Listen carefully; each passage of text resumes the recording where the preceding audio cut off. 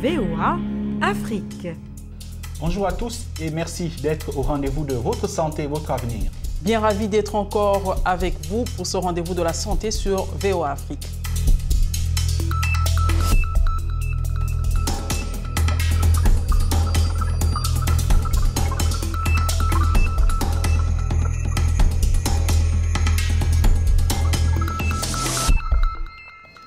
Quel est le rôle de l'Église dans la lutte contre le VIH-Sida? Comment ce rôle est-il apprécié par les personnes vivant avec le virus et d'autres acteurs dans la lutte contre le VIH? À toutes ces questions et à bien d'autres, nos intervenants offriront des réponses et nous ferons part de leur point de vue. Et comme à l'accoutumée, nous nous sommes d'abord dirigés vers vous, chers téléspectateurs, pour recueillir votre avis sur ce sujet. Voici certaines de vos réactions. Bon, l'Église en général a un très grand rôle à jouer. Ce qu'ils peuvent faire pour aider les personnes vivant avec le virus, c'est sensibiliser à travers leurs prédications, aider les gens à comprendre c'est quoi le virus et que le virus peut être combattu par les ARV et inviter les patients, soit les disciples, soit les croyants de l'Église, ceux qui sont malades, à prendre régulièrement et fidèlement leurs ARV pour qu'ils puissent vivre longtemps et faire connaître que le sida est une maladie comme toute autre. Que ce ne soit pas un sujet tabou à l'Église, que les gens qui dirigent les églises puissent sensibiliser suffisamment les croyants et ce sera une grande façon d'éradiquer aussi cette maladie. On ne limite pas Dieu, mais ce que nous savons, Dieu aussi a donné une intelligence aux hommes, c'est le médecin. Le médecin, ils sont là. Par rapport au médecin, Dieu est capable aussi de les guérir. Alors s'il suit correctement le principe et les lois de la médecine, cet homme-là vivra. Alors voilà pourquoi le rôle de l'Église, il est là pour sensibiliser aux chrétiens qui ont le sida, d'obéir aussi, d'obéir chez les médecins, de prendre les médicaments correctement. On ne sait pas, on est nombreux à l'église, il y a des gens qui sont malades, qui ont des problèmes de VIH-Sida, donc ils doivent aider aussi ces personnes-là, donner des conseils généraux et introduire le sujet de personnes vivant avec handicap dans leur église. Donc c'est quelque chose que nos pasteurs doivent vraiment marteler sur ça. Un sujet donc important vu que l'Église est une grande institution qui regroupe un grand nombre de personnes dans différents pays, par exemple la République démocratique du Congo. Oui, Rosine, l'Église est l'une des plus grandes institutions dans nos sociétés et la question est de savoir, et la question que nous nous posons aujourd'hui est de savoir si elle peut contribuer à travers ses fidèles à la lutte contre le VIH-Sida dans nos sociétés. Et notre témoin aujourd'hui est une personne vivant avec le VIH-Sida qui partage avec nous son appréciation sur cette contribution de l'Église dans la lutte contre la maladie. Je pense que le rôle de l'Église n'est pas vraiment important. Ce serait important si les pasteurs disaient à leurs fidèles que le VIH est une maladie, qu'ils doivent se faire dépister et prendre des médicaments.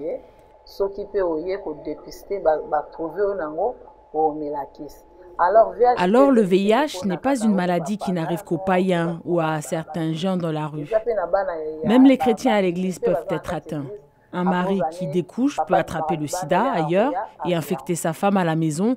Dans ce cas, elle ne l'a pas eu de l'église, c'est son mari qui l'a infecté.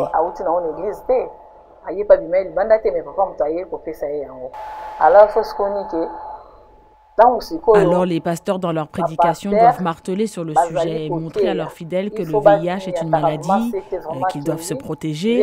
Ils doivent aussi inciter ceux qui sont atteints à prendre convenablement leurs médicaments et de ne pas compter uniquement que sur la prière. Il faut l'associer à la prise des médicaments pour être guéri. Témoignage intéressant d'une personne vivant avec le VIH. L'Église est, comme on le disait, une grande institution et l'un des facteurs qui font de cette institution une des plus importantes, c'est le nombre de ses fidèles et aussi l'influence exercée par les prêtres et les pasteurs. Parmi les adeptes se trouvent des personnes vivant avec le VIH. Une raison valable pour l'Église de s'investir davantage dans la lutte contre cette maladie. Il fut un moment où certains dirigeants de l'Église considéraient le sida comme une punition de Dieu imposée aux pécheurs. Ce message a-t-il changé? Quelle est la contribution de l'Église aujourd'hui dans la lutte contre le VIH? Suivez les réponses proposées par Rodrigue Leba, pasteur d'une église à Kinshasa, en RDC. Les églises ou les hommes de Dieu qui considéraient l'autre fois le VIH-Sida comme étant une punition de Dieu, c'est aussi deux fois à tort et à raison. Parce que, en fait, c'est vrai que nous vous retrouvons dans la Bible, il y a des maladies comme les hémorroïdes, par exemple, au temps d'Égypte, en Deutéronome, on identifie les hémorroïdes comme étant une punition de Dieu. Mais c'est par rapport à un peuple donné, par rapport à une faute bien précise. Mais prendre le VIH-Sida dans son ensemble comme étant une punition de Dieu, il faudrait alors identifier, c'est la punition pour quel peuple? Pour l'humanité tout entière? Est-ce l'humanité tout entière qui a péché devant Dieu, qui a commis des actes odieux, ignobles, ainsi de suite? Non. Je crois que certes, la maladie ou les maladies font partie des moyens par lesquels Dieu utilise aussi deux fois, non seulement pour corriger en tant que Père, mais aussi font partie de moyens par lesquels Dieu peut utiliser pour parler à quelqu'un. Quelqu'un qui a été parlé, qui a reçu un message de la part de Dieu d'une manière ou d'une autre, mais qui n'a pas tiré attention, Dieu peut lui mettre dans une certaine difficulté, entre autres la maladie, afin de parler à son cœur et puis de le réprimander, de le remettre vers lui. Donc cela est possible. Mais dire vraiment que le VIH-Sida est une punition de Dieu, on ne peut pas affirmer cela. Que l'Église a pour rôle de sensibiliser, d'informer autour du VIH-Sida, mais aussi d'accompagner ceux qui sont déjà atteints par le VIH-Sida, de sorte qu'ils ne se vengent pas, parce qu'on voit dans la société qu'il y a des personnes qui ont tendance à vouloir se venger, mais que les personnes comprennent que c'est un accident, c'est une erreur, mais comment est-ce qu'on peut gérer cela, comment est-ce qu'on peut vivre avec cela, ainsi de suite. C'est comme ça que le rôle de l'Église, je dis que c'est un rôle qui est multiple, donc il doit à la fois sensibiliser pour prévenir, mais aussi encadrer, aider ceux qui ont déjà le VIH-Sida. Le rôle de l'Église dans la lutte contre le VIH est éminent, mais cette institution ne peut pas tout faire à elle seule. La lutte contre le VIH est une lutte qui implique plus d'un acteur et qui nécessite une certaine coordination. Et bien évidemment, l'Église, malgré la dimension participative des fidèles, ne saurait agir seule. Effectivement, Rosine, elle ne saurait agir seule. Et si ce partenariat avec d'autres acteurs existe réellement, comment est-il apprécié par ces derniers? Armand Lumpungu est membre du réseau des organisations à assises communautaires, des groupes de support des personnes vivant avec le VIH. Il nous donne des éclaircissements. Ce sont eux qui nous offrent les cadres. Nous avons l'Église catholique, l'Armée du Salut, l'Église humaniste et d'autres églises de réveil aussi qui s'impliquent comme ACK, Fondation Hollande. Nous sommes en partenariat avec eux. Ce sont eux qui nous offrent les cadres. La plupart de nos patients sont pris en charge dans les structures sanitaires, BDOM, l'Armée du Salut et tout ça.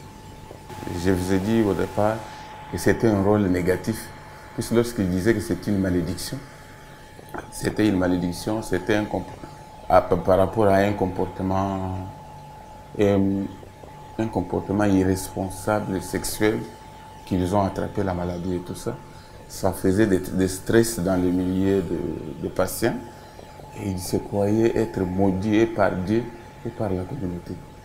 Et maintenant qu'il a compris, qu'il a sensibilisé, il encourage maintenant les patients à être adhérents au traitement. Il y aura le faible taux d'infection, faible taux d'infection sur le VIH. Puisque quand on sensibilise les femmes enceintes à aller au service de PTM, s'ils sensibilisent les croyants à se faire dépister sitôt, et vous voyez même dans les mariages, avant les mariages, les pasteurs exigent les couples à aller se faire dépister. Voilà que lorsqu'il y a de bons résultats, ils feront des enfants sans infection et maintenant ça réduit les taux d'infection, de nouvelles infections dans la communauté. Et c'est la fin de cette édition de Votre Santé, Votre Avenir, une édition qui était consacrée au rôle de l'Église dans la lutte contre le VIH-Sida.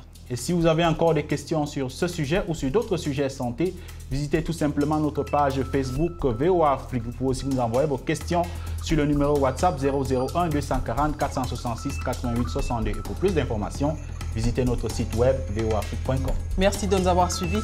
À la prochaine. Au revoir.